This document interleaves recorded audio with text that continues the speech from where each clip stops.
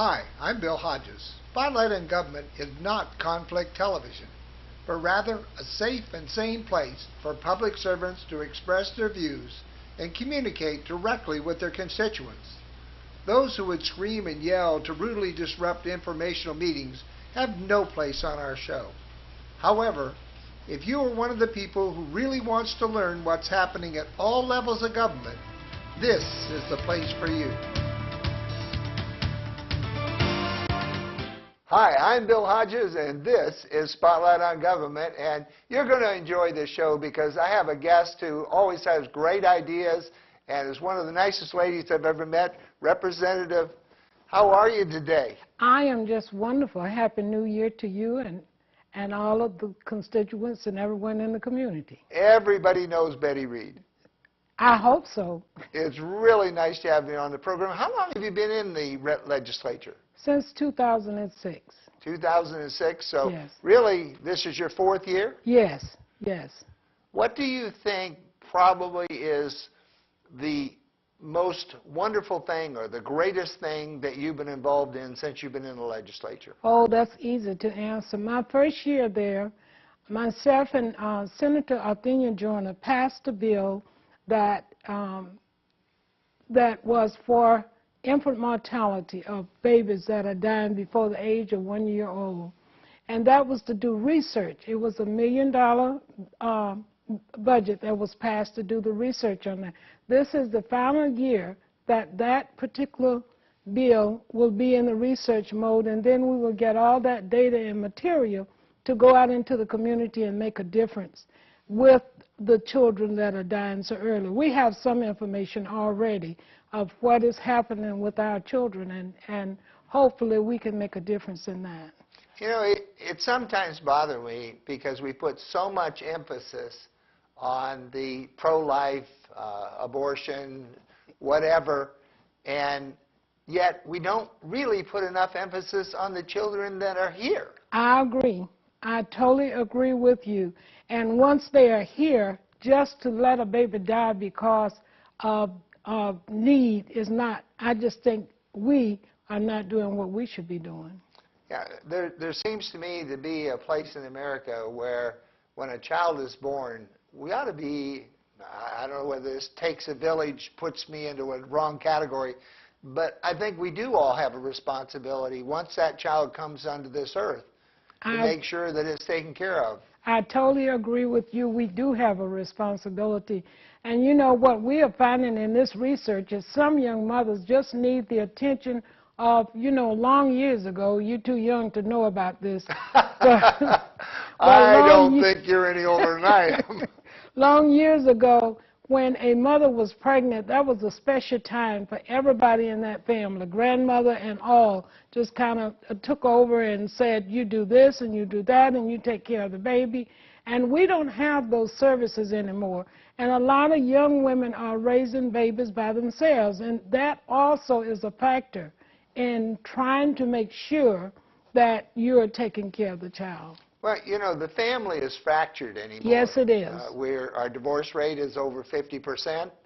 It makes it very, very difficult. And that, you know, the divorce rate only shows a part of it. Yes. When you start looking at the number of young men and young women who conceive children and aren't married to begin with. You're right. You're right. That adds a whole different group to that group of divorcees. At least there you had a family that was fractured, and you have some kind of background that gives the child something as far as the family heritage. But a lot of these children have nothing, and these young women are left by themselves. Right. To try and raise this family. Yes, you're absolutely right, and that's what we are finding. So someone was asking me a few days ago, well, you have no money, so if you get this bill to go, once the research is done, what will you do with that data? You have nothing to go on, nothing to put a different program in place. I just think if we can get the mothers, the grandmothers, and the community to understand that if we put our part in and help these young women, we can make a difference without money. Well, money's got to be there sooner or later, but you have to be able to define the problem before you can even throw money at it. Yes, Too many times we throw money at a problem, we're not even sure what the problem is. You're absolutely right. So I think it's a very important thing to do that research and that study ahead of time. And, of course, that it doesn't go sit on a shelf somewhere once it's done. Well, you know, that's one of the bills that passed that I was a part of, that it touches my heart. So since that touches my heart, regardless if I'm still on this earth, I will work to make sure it doesn't sit on the shelf. There's little doubt in my mind that you're going to make it happen after all your years of teaching and all the other things you've done. I just can't see you walking away from it. No, sir. One of the things that's going on right now is the census. Yes. How is that going to affect our communities? That will truly affect our communities if we don't take the responsibility of making sure that we get everyone counted. You know, so many people in my community, and I'm sure there's some in yours and every community in the state, that doesn't trust the census. You know, there are people that doesn't trust our government. We must acknowledge that first and foremost. That's getting to be a much larger number. Yes, first and foremost. So having the census come out, there are people who just doesn't trust it. But the thing is if we don't count people, regardless of where they are and what they've done in the past and what they plan to do in the future, if they are here, they need to be counted. Because that's how we get resources, that's how we are able to keep everyone going in the community. We know who we are dealing with. But if half of our community stay inside, refuse to be counted, then that's what we are going to get from Washington, half of the citizens that live in the state of Florida. So my mission over the next few weeks is to educate people wherever. On the 27th of January, the Black Caucus is doing a statewide initiative to get people to understand how important it is for them to be counted. You know, a lot of people say, well, this census thing, why are they doing that now? But census, as I remember, goes back even into the Bible. Wasn't it the reason that Mary and Joseph were there? Yes. And Jesus was born there where he was born because of the census that they were doing at the time? Yes.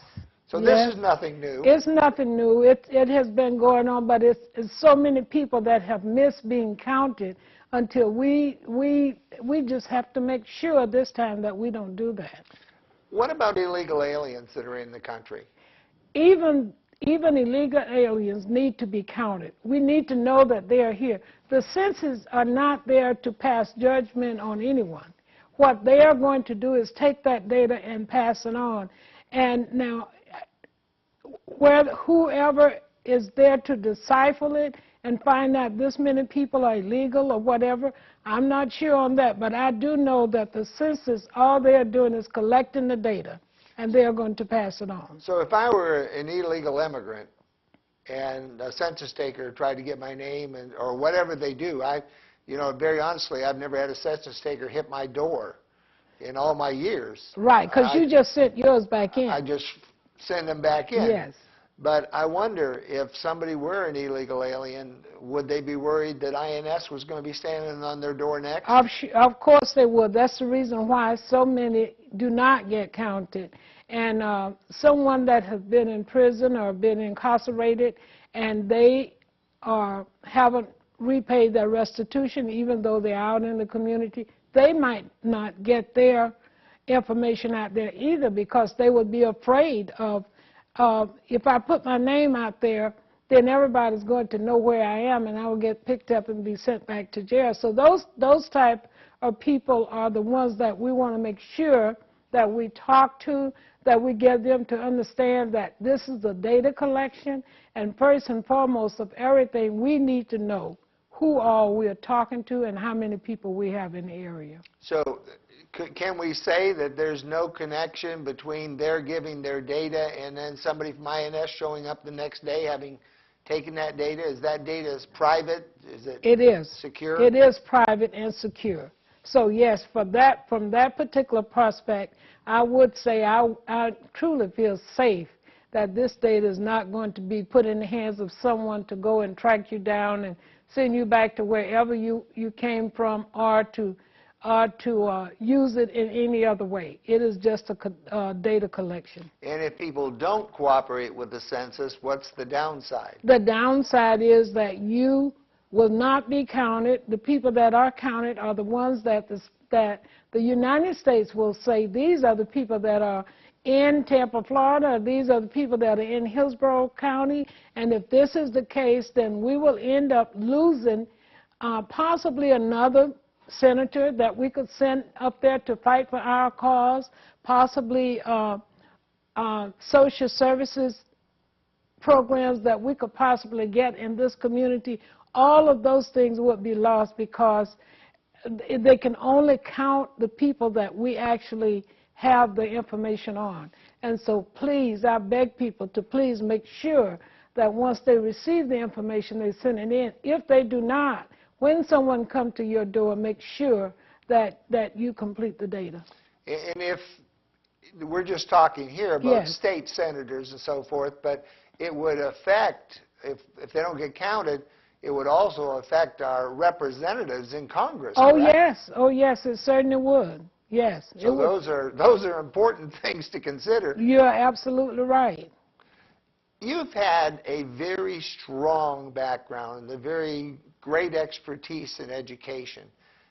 What is your background? I know it, but tell the folks what your background in education is. Okay, I have worked from being a financial aid director. I started out as a PTA representative, and then I went on in other areas from teaching at a private university all the way up to managing a college for about a year. And so I've had a variety of skills in working it within the college system. What are the things that you see right now that we need to do with our educational system? Oh my, I knew you were going to ask that question. There are quite a few things that I see that needs to be done in the educational system for us to continue along the route that we're going. In my district, we're having a problem with graduation. You know, students start out in school, they lose interest in what's going on, and they just drop out. They just don't show up for school. So I see that we must, in 2010, find the mechanics that will help us to make sure that we complete more graduation rate. Yes, they might finish. Some of them might finish and get a certificate, but that's not a completion of graduation. So we really have, that's one of the areas that we really have to work on. And I know some years ago we had a class amendment passed that required smaller class sizes. Well, we're having a problem with that in Tallahassee because someone come up with what if twins go to school. If twins are going to one school, if someone move into the community with a set of twins, and our class size can only be 20 students, we have one spot for one of the children, but not a spot for two. What do? Send one to that school and the other one to another school? I think that should be very easy and simple to do. You know, there has to be some flexibility. You can't just say one size fit all the way through. So I understand that it's possible. It will be on the ballot again this fall, asking for more flexibility in the class size amendment. That is one, and the other one is we must find a tool that's going to hold our children interest and get them through school. And that I just truly believe is one thing that we must do. Every year as I talk about that, I keep hearing we need more money. But sometimes if you put your focus on what really needs to be done with the money you have, you know, we all are learning to live with less. I know I am. Just from the economy that we're looking at right now, I'm learning to live with less. So we all possibly can live with some less, including the schools. Well, we've been on a binge. Yes, we have. We have. But we have been fighting very hard to make sure that the schools don't lose any money. You know, if they don't get any more, they don't lose any. The problem that I see in a lot of schools is you have this tenure thing. And yes. I honestly do not understand why, just because somebody's been there a long time, they get to stay. Right. I've been in small business all my life. I'm a trainer. I do training for major corporations. I do a lot of training for government agencies. And I'm hired back only because I do the job. Right. Not because I've done 10 jobs for them or 15 jobs for them. Right, and been there 5 years. Every job I'm done, when I finish, there's a complete evaluation of what I've accomplished. Yes. And I look at some of these schools and I wonder, and I love teachers. Don't get me wrong. I think teachers are fantastic and they're worth every penny they're paid if they're a good teacher. Yes. But I think also we have a lot sitting there, Betty, that just say, well, I'll go in today, collect my money, keep them from tearing down the school building, and that's all I need to do. I'm sure we have those too. I'm sure we have some of those too, yes. I am so excited about good teachers. Well, I am too, and I think the grant that that Hillsborough County school system got, I think that's going to help us to concentrate on making sure that we have good teachers. I think the grant is going to drive that, because that's what the money is for, is to make sure that the teachers are prepared when they go in the classroom to teach the children. I don't know, are you familiar with 360 evaluations? 360? Well, 360 evaluations is very simple. It's, if I work for you, you evaluate me correctly? Right. All right? My customers evaluate me. Right. That's because they either buy from me or don't buy from me. True. They like me or don't like me. True. But 360 says, I evaluate you also. I True. evaluate the people that work with me, and I evaluate my customers. And then we take the whole thing. In fact, one school system up in Ohio, they did this, and they couldn't do what they'd like to have done because of the tenure thing. Mm-hmm. But what they did was they said to the teachers, which administrators are not doing their jobs, which teachers are not doing their jobs. And the results were really fascinating, because the teachers know who aren't the good teachers in their school. Right. You're absolutely right. And they also know who aren't the good administrators. True. And to get that kind of feedback is a very important. That's called 360 evaluation, where everybody evaluates everybody. And then you take it. And I'd really like to see that instituted not only there, but in a lot of other places. I agree with you. I agree with you. That is a good area. Let's go back to the stimulus package. Okay. There's been so many people just against the stimulus. Oh, the stimulus is horrible, doesn't create any jobs.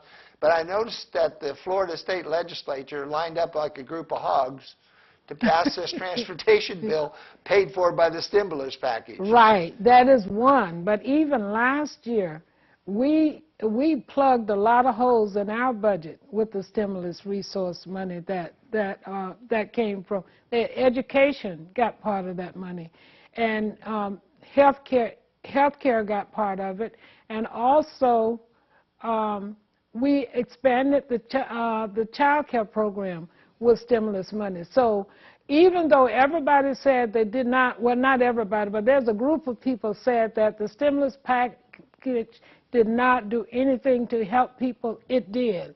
It kept a lot of people in their jobs, and also made sure that we had enough money to at least bring home Alabama's budget.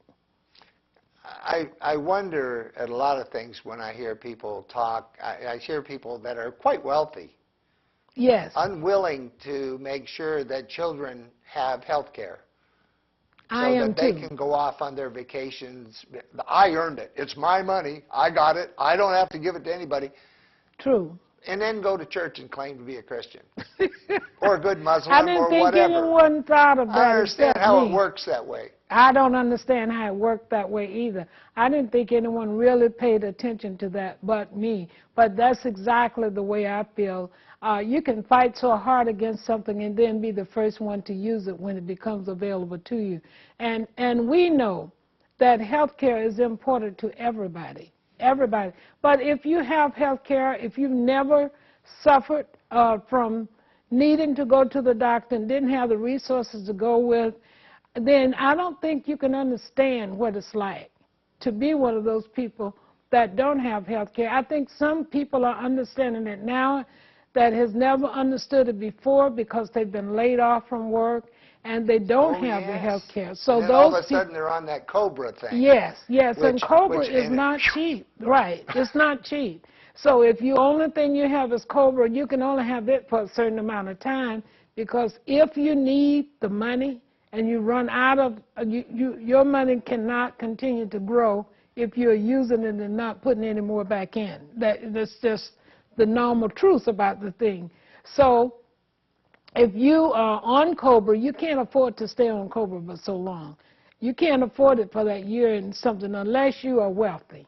And so they're beginning to understand. And you won't be long. No, you will not. You will not. And so more people are understanding this, but still we have so many people out there that have never had to experience it, and they just don't understand that this program is so needed in our community to help families survive, and especially now when the economy is in the shape it's in right now. And for small business people, they just cannot afford it. I'm really blessed because I have both Medicare and the VA.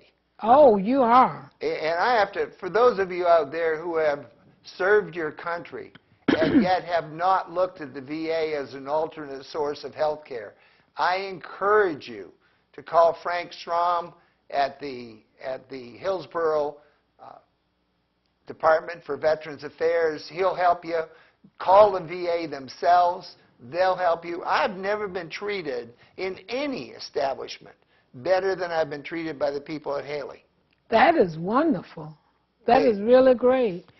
That's a fine facility out there. It's one of the jewels of the Hillsborough County, I think, having that facility right there with us. Yes, you know, a couple of years ago they built, I can't remember the name of the house, but it's for the soldiers that are coming home now who maybe need their family around them, but they don't have. It's like the McDonald House for cancer for families to come and stay.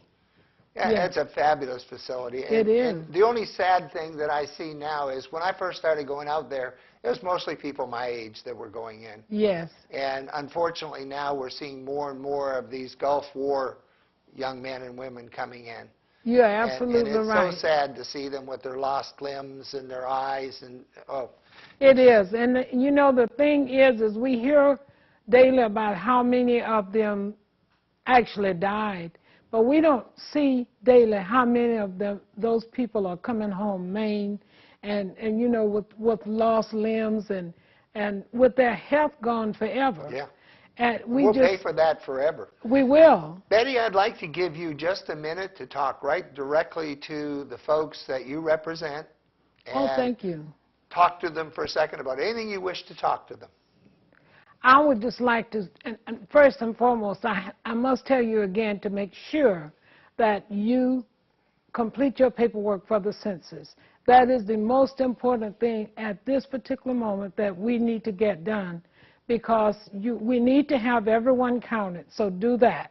The second thing I want to talk to you about is I want to stay your representative. I want you to call me if you are having any problems that you think I might be able to help you with. And if there's something you're not sure, then still call my office. I can give you the office phone number, but my office is located on the corner of Palm Avenue and 22nd Street. The phone number there, I hope you had time to get a pen, is area code 813-241-8024. I am working hard to make sure this year is a better year than last. I hope and I pray and I'm working as hard as I can to make sure that we get people employed again who is not on anyone's payroll now. The economy is going to get better. I truly believe that within my heart. We have gone through worse than this, and we survived, and we will survive this. With your help, we will get through this bad economy. I have seen some sparkles of the turnaround. I haven't seen the turnaround yet, but I've seen sparkles. So let's hang in there, as my children say, a little bit longer, and it will be better. Thank you. Well, you know, I will echo Betty's remarks right there because, quite honestly, I just believe America is strong. Yes. We are deep. The resources are there. There's money out there. People just aren't spending it that are at the top and have the money. True. They're holding on to it for a better deal. True. Believe in America. Move towards the future, not hang into the past. Drop your petty hates and your petty angers and start making this country work again. That's Yes. what's going to make us great. Yes. And keep us great in this world. Yes. There's nowhere in the world I'd rather live than this country. With all its flaws, with all its warts, it's still the greatest place in the world, Betty. I agree with you. And it's people who give their time and take political office who I really appreciate.